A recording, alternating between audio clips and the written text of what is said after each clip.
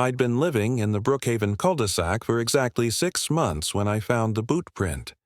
Not just any random impression in the soil, a single, perfectly centered footprint stamped directly in the middle of my prized dahlia bed. The flowers lay crushed beneath it, petals scattered like confetti after a parade nobody wanted. This wasn't an accident. Someone had deliberately stepped there, twisting their heel for maximum damage. I crouched down to examine it more closely. The tread pattern looked familiar. I'd seen those same decorative swirls on Karen Thompson's gardening boots when she'd been inspecting my lawn the previous week. Our HOA president took her role very seriously, at least when it came to everyone else's property. The boot print was just the latest in a string of incidents that had started about 2 months after I moved in. At first, it was packages disappearing from my porch. Nothing expensive, just random Amazon deliveries that never made it inside my house. Then came the mysterious damage to my mailbox flag, the bird feeder that somehow ended up shattered on my driveway during a completely windless night. I chalked it up to neighborhood kids or bad luck until things started happening with suspicious regularity. Always to my house, never to anyone else's on the block. Standing up from the ruined flower bed, I brushed dirt from my knees and glanced toward Karen's house 2 doors down. Her pristine lawn was adorned with a plastic flamingo mailbox that violated at least 3 of the very HOA regulations she wielded against others like a medieval flail. The irony wasn't lost on me. As if on cue, her chihuahua started its morning barking routine, a high-pitched, relentless yapping that somehow never seemed to bother Karen despite her complaints about my wind chimes being noise pollution. I walked back to my front door, pausing to check my doorbell camera. I'd installed it after the 3rd missing package, though it hadn't caught anything useful yet. The camera was still there, its small red light blinking steadily, but something was different. The security system yard sign was gone. I frowned. The sign had been there yesterday evening when I returned from work. A simple plastic stake with the security company's logo. Nothing valuable, just a deterrent.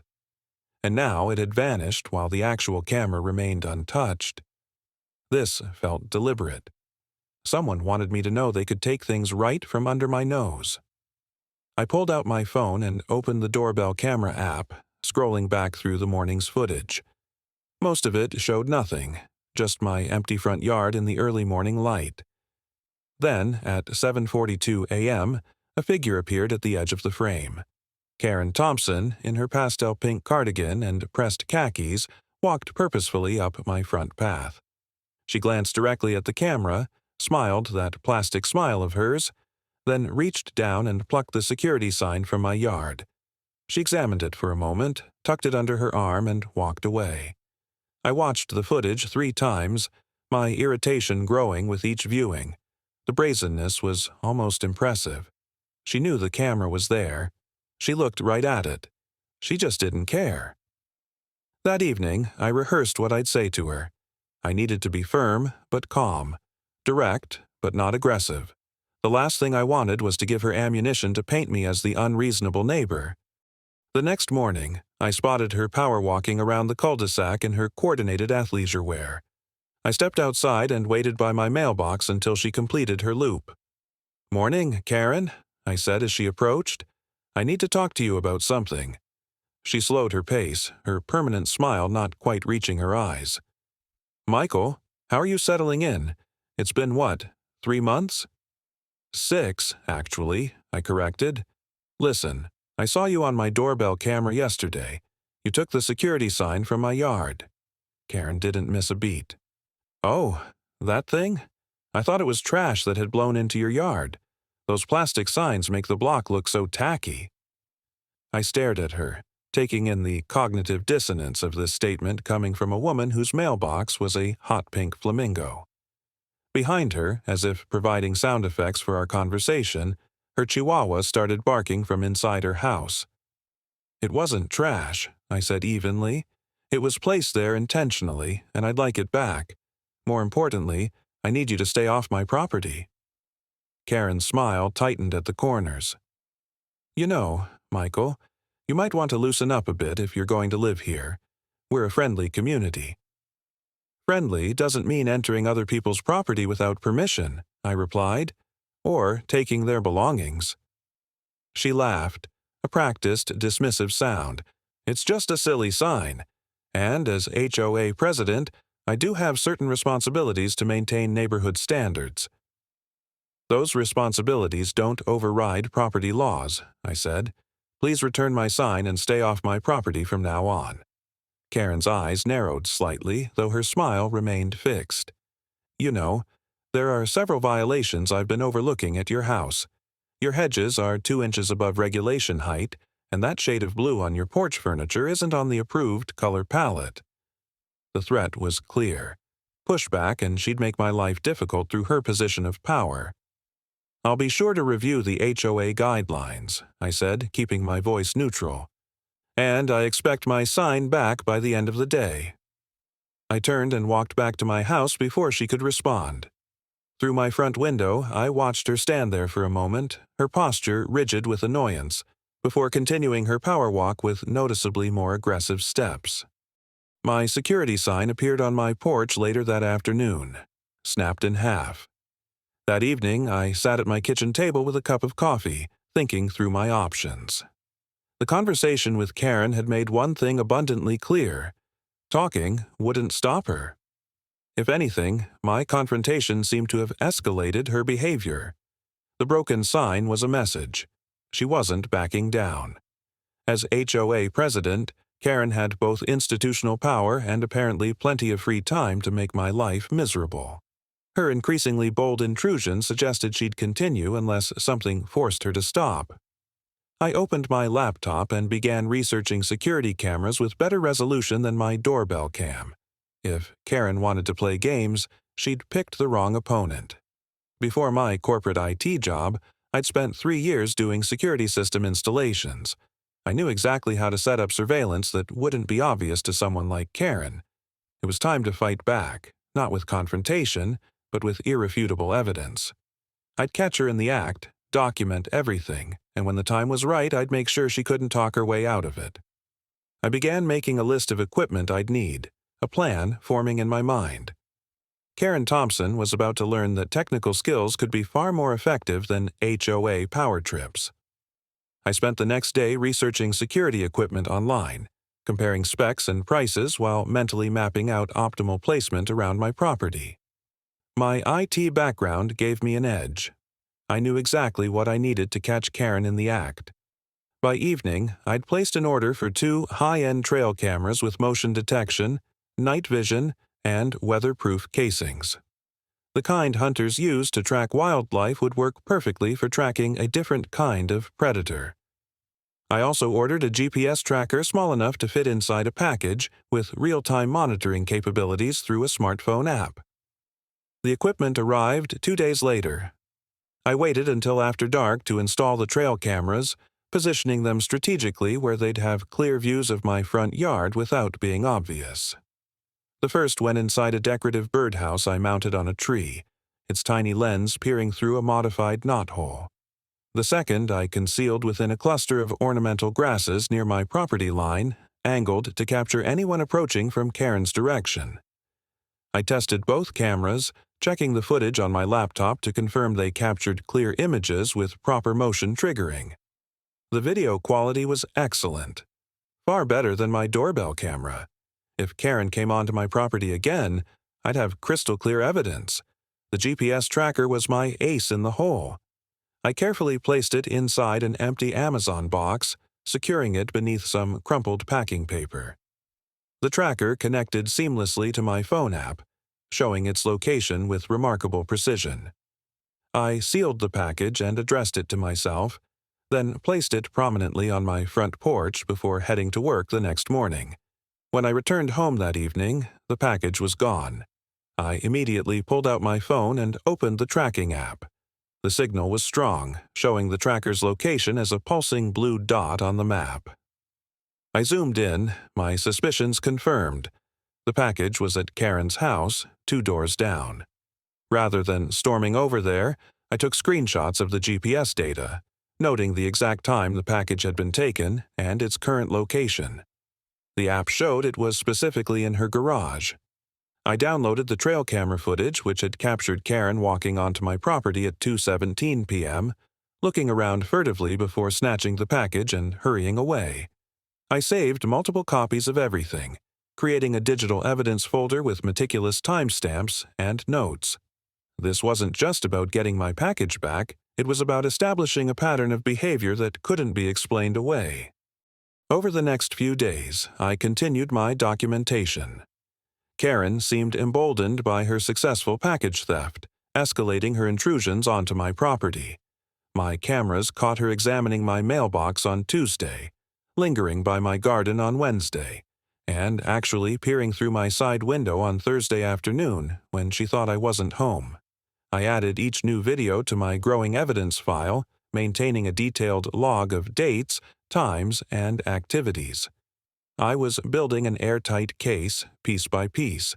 The real escalation came the following Monday. I left for work at my usual time, cameras armed and recording. When I returned home, I found my garden hose lying across the lawn, cut cleanly in half. The trail camera footage showed Karen approaching my house at 11:42 a.m., garden shears in hand, deliberately severing the hose before walking away with a satisfied expression. I added the repair cost, $49.99 for a replacement hose, to my growing tally of damages. 2 days later, she struck again. The motion alerts on my phone buzzed repeatedly during my lunch break. I checked the footage remotely to find Karen scattering what looked like birdseed all over my front steps and porch. By the time I got home, my entryway was covered in bird droppings and surrounded by squirrels fighting over the remaining seeds. The cleanup took over an hour, and I had to pressure wash the concrete to remove the stains. Another $30 in cleaning supplies added to my damaged spreadsheet. The pattern continued for nearly 2 weeks. Karen seemed to be growing more confident with each trespass. She trampled more flowers, scratched the paint on my mailbox with her keys, and even removed the batteries from my landscape lighting, leaving them scattered across my lawn. Each incident was captured in perfect high-definition video, time-stamped and cataloged in my ever-expanding evidence folder.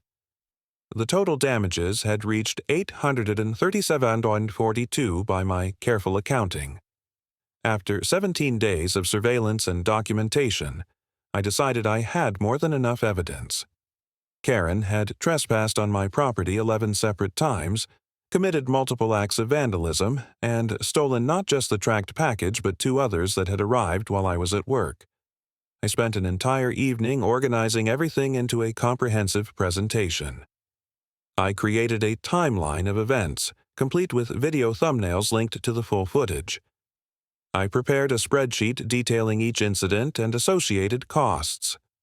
I included maps showing the GPS tracker's journey from my porch to Karen's garage, with timestamps that matched the video evidence perfectly. When I finished, I had a damning digital dossier that no amount of Karen's HOA authority or fake smiles could explain away. I made 3 identical copies, burning everything onto USB drives and printing key screenshots and documents. Each set went into a professional-looking folder with a cover page titled Documentation of Property Trespass and Vandalism at 724 Brookhaven Circle. The next morning was Saturday. I placed one folder in a manila envelope addressed to the Brookhaven Police Department and drove to the station to drop it off personally. The desk sergeant accepted it, assuring me someone would review it promptly. My second stop was Sarah Baker's house. As an HOA board member known for her fairness, she seemed the best person to receive the evidence on behalf of the board. "Good morning, Michael," she said when she answered her door, looking surprised to see me. "Morning, Sarah. I need to share some concerning information with the HOA board." I handed her the folder. "This documents repeated trespassing and vandalism on my property by Karen Thompson. There's video evidence, GPS tracking data, and a complete accounting of damages." Sarah's eyebrows rose as she accepted the folder. "This looks thorough." "It is. I'd appreciate if you could share it with the other board members. I believe this warrants immediate attention." She nodded, her expression serious. I'll review this today and contact the others. Thank you for bringing this to us properly documented. My final delivery was the most satisfying. I walked to Karen's house and placed the third manila envelope on her doorstep. Unlike the others, this one contained only selected highlights, enough to make it clear I had everything on video, but not the complete file. On the front, I wrote in bold black marker, "Smile. You're on camera." I rang the doorbell and walked away, not waiting for her to answer. My message had been delivered. Now I just had to wait for the consequences to unfold. The morning after leaving the folder on Karen's doorstep, I found myself unable to focus on anything else. I kept gravitating toward my front window, coffee mug in hand, waiting for some kind of reaction. My patience was rewarded around 8:30 a.m. when Karen emerged from her house, phone pressed against her ear, pacing back and forth in her driveway like a caged animal. Even from this distance, her agitation was obvious. She gestured sharply with her free hand while talking, her movements jerky and uncoordinated, nothing like her usual composed demeanor. Every few seconds she'd stop and look directly toward my house, her face pinched with what I could only describe as controlled panic. I stepped back from the window and she glanced my way, not wanting to give her the satisfaction of knowing I was watching. But I couldn't help returning to my observation post every few minutes. Karen's performance continued for nearly half an hour before she finally stormed back inside, slamming her front door hard enough that I could hear it from my living room. I spent the rest of the morning pretending to work from home, though my attention kept drifting. I'd set something significant in motion, and the anticipation of what would happen next made it impossible to concentrate on spreadsheets or emails. My phone rang at 11:17 a.m. The caller ID showed Sarah Baker, and I felt a small surge of adrenaline as I answered. "Michael? This is Sarah from the HOA board." "Hi, Sarah," I said, trying to sound casual. "What can I do for you?" There was a brief pause before she continued, her voice carrying a note of disbelief. "I've been going through the materials you provided yesterday. I honestly don't know what to say. The footage is quite shocking." "I thought it might be," I replied. "I've already spoken with 2 other board members. We've scheduled an emergency meeting for tonight at the community center, 7 o'clock. She paused again. "Everyone needs to see this." I thanked her, and we ended the call.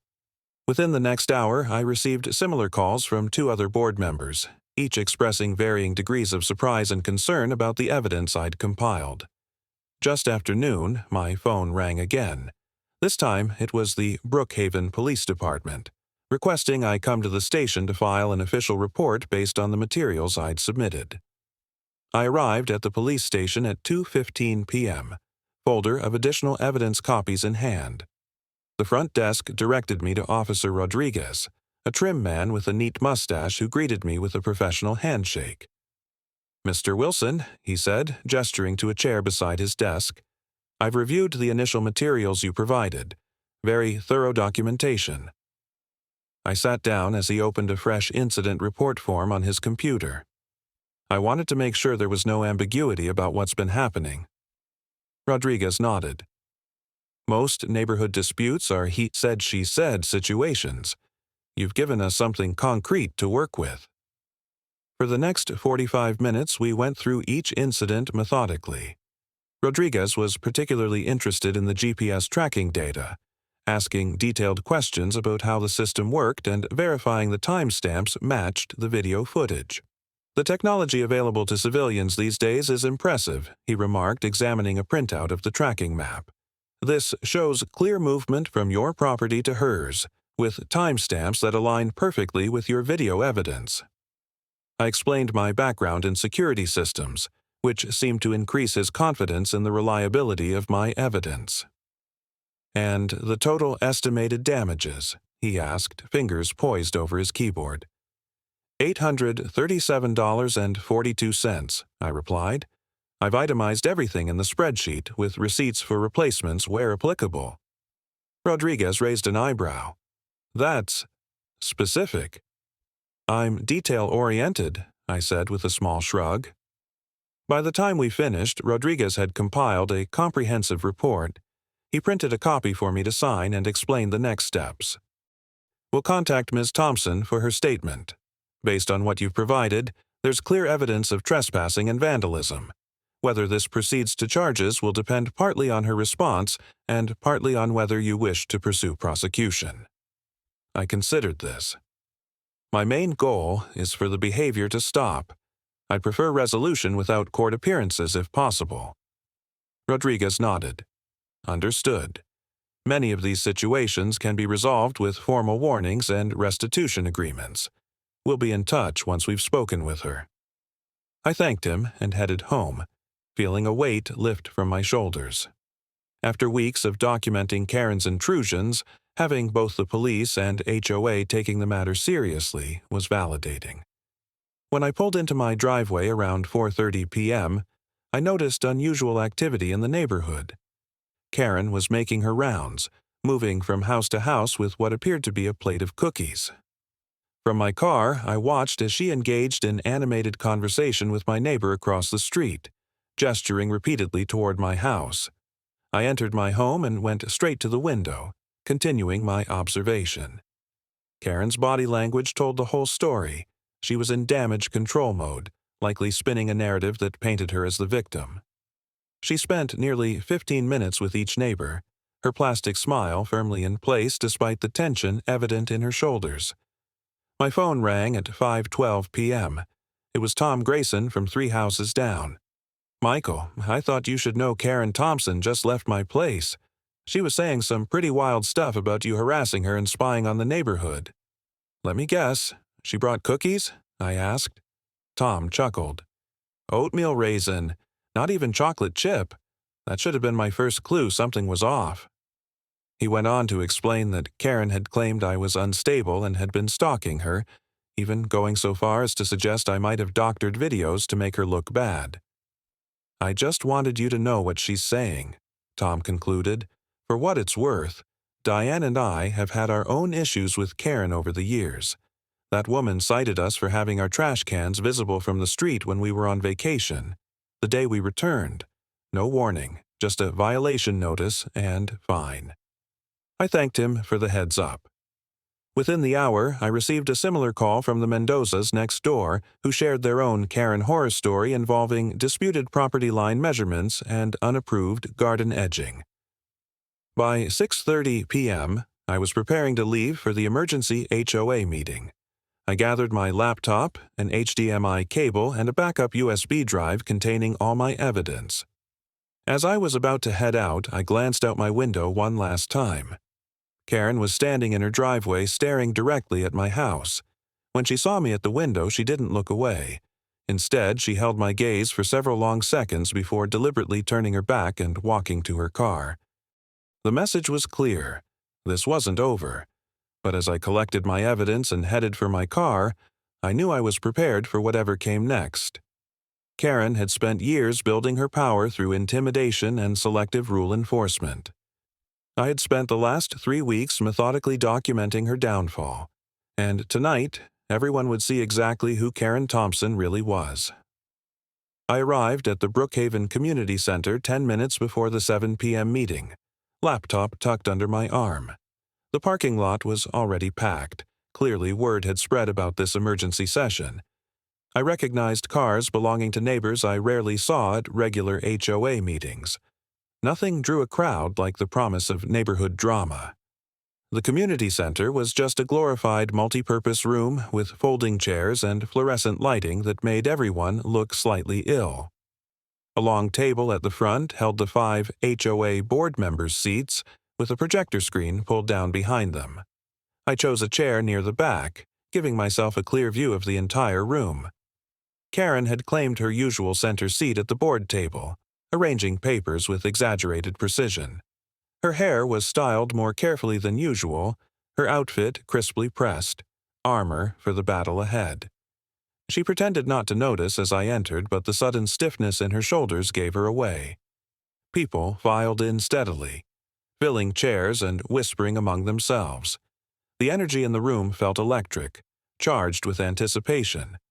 I caught snippets of conversations, neighbors speculating about why we'd been summoned on such short notice. I heard Karen's finally getting called out for her double standards. Someone said there's actual evidence of her trespassing on people's property. Karen must have heard these whispers too. Her movements became increasingly agitated as she shuffled and reshuffled her papers, glancing frequently toward the door as if hoping for rescue. Sarah Baker entered from a side door, making her way directly to the board table. She carried my evidence folder, now sporting additional tabs and sticky notes. When Karen saw it, her practiced smile faltered momentarily. "Sarah," Karen said loudly enough for nearby Rose to hear, "I hope we can discuss that information I shared with you about Michael's concerning behavior. I prepared a statement about his stalking activities." Sarah didn't respond beyond a tight nod as she took her seat. By 7:05, all board members were present and the room was packed. Karen's ally on the board, a thin man named Douglas who had rubber-stamped her decisions for years, leaned toward her, whispering something that made her nod sharply. Sarah called the meeting to order, the usual formalities feeling absurdly mundane given the tension vibrating through the room. "We've called this emergency session," Sarah began, "to address evidence of multiple violations of neighborhood bylaws and potentially illegal activity." Karen immediately cut in. "Yes, thank you, Sarah. As I was explaining earlier today." "By Karen Thompson," Sarah continued firmly, talking over her, "against the property and person of Michael Wilson." The room erupted in murmurs. Karen's mouth snapped shut, her face flushing red beneath her makeup. Sarah turned to me. "Michael, would you be willing to present your documentation?" I stood, laptop in hand, and made my way to the front. As I connected my computer to the projector, I felt Karen's eyes boring into me. I turned to face the room, making sure to maintain a neutral, professional tone. "Over the past several weeks, I've experienced repeated incidents of trespassing, property damage, and theft. After the first few occurrences, I installed security cameras and tracking devices to document what was happening." The projector flickered to life, displaying my meticulously organized evidence folder. I clicked on the first video file. "This footage is from 17 days ago." The screen showed Karen walking purposefully onto my property, looking directly at the camera before stealing the package with the GPS tracker inside. The timestamp, clearly visible in the corner, matched the date and time in my documentation. I moved methodically through the evidence, each video showing Karen's increasingly bold intrusions, the GPS tracking data matching perfectly with the footage, my spreadsheet of damages with accompanying receipts. With each new piece of evidence, Karen's face grew paler. When I played the video of her cutting my garden hose in half, someone in the audience gasped. The footage was unmistakably clear, Karen's face in perfect focus as she deliberately positioned the shears and snipped with evident satisfaction. I finished my presentation after about 15 minutes, concluding with the total cost of damages and a timeline showing the escalating pattern of harassment. "I've submitted this same documentation to the Brookhaven Police Department," I added, "who have opened a formal investigation." As I disconnected my laptop and returned to my seat, the room remained utterly silent. Every eye shuttled between me and Karen, waiting for what would happen next. Karen stood abruptly, smoothing her cardigan with trembling hands. "I want to thank Michael for his creative presentation," she began, her voice artificially bright. "What you've seen is a highly selective and manipulated collection of footage. As many of you know, I regularly inspect properties as part of my HOA duties." A man from the back called out, "Since when does inspection include stealing packages and cutting hoses?" Scattered laughter broke the tension. Karen's smile tightened. "These videos have obviously been edited. I would never—" Sarah interrupted. "The GPS data and timestamps match police records of reported incidents. The tracking information creates an unbroken chain of evidence showing the package moving from Michael's porch directly to your garage. How do you explain that?" Karen's eyes darted around the room, searching for sympathetic faces. Finding none, she turned to Douglas, her reliable ally. Douglas, you understand the pressures of maintaining neighborhood standards. Sometimes we have to take unusual steps. Douglas cleared his throat, looking deeply uncomfortable. Karen, I've supported your initiatives for years, but this— he gestured toward the now blank screen. This isn't maintaining standards. This is criminal behavior. The color drained from Karen's face. She tried again, her voice rising. I was removing eyesores. That security sign, the packages left out all day. These things bring down property values. I was protecting all of us. Sarah opened the folder in front of her. The board has reviewed all evidence thoroughly. We've verified the authenticity of the videos and tracking data. We've also received statements from Officer Rodriguez confirming that police have found no evidence of tampering. She looked directly at Karen. As per HOA bylaws, Article 7, Section 3, the board must vote on removing any officer found to have abused their position or engaged in actions detrimental to the community. All eyes turned to the board table. Sarah called for the vote, each member responding in turn. Yes, yes, yes. When it reached Douglas, Karen's ally, he paused, looking at her almost apologetically. Yes, he said quietly. Yes, Sarah concluded. The vote is unanimous. Karen Thompson is removed as president of the Brookhaven Homeowners Association, effective immediately. Karen gripped the edge of the table, knuckles white. You can't do this. I've led this association for 6 years. The side door opened and Officer Rodriguez entered, nodding briefly to me before approaching the board table. Ms. Thompson, he said, his tone professionally detached, I need to speak with you regarding the complaint filed by Mr. Wilson. Karen's composure cracked entirely. He's the one who should be charged. Spying on neighbors, setting traps. Rodriguez remained calm. We've reviewed all evidence thoroughly. The Brookhaven Police Department is issuing you a formal warning for trespassing and vandalism. While Mr. Wilson has declined to press charges, you are required to pay full restitution for all documented damages, totaling $837.42. He handed her an official-looking document. This details the evidence against you and the terms of the warning. Any further incidents will result in criminal charges. Karen snatched the paper, crumpling it slightly in her grip. She looked around the room, seemingly hoping for someone to stand up for her. The silence was damning. With a strangled noise somewhere between a scoff and a sob, she gathered her papers and strode toward the exit, pausing only momentarily as she passed my row. This isn't over, she hissed, just loud enough for me to hear. But it was over. The slamming door behind her punctuated the end of Karen's reign. Sarah adjourned the meeting shortly after, thanking everyone for their attendance. As people filed out, many stopped to pat my shoulder or whisper thanks. The Mendozas invited me for dinner. Tom Grayson shook my hand vigorously. Neighbors I barely knew introduced themselves, sharing their own Karen stories. In the following days, life at Brookhaven settled into a new normal. The HOA continued under Sarah's interim leadership.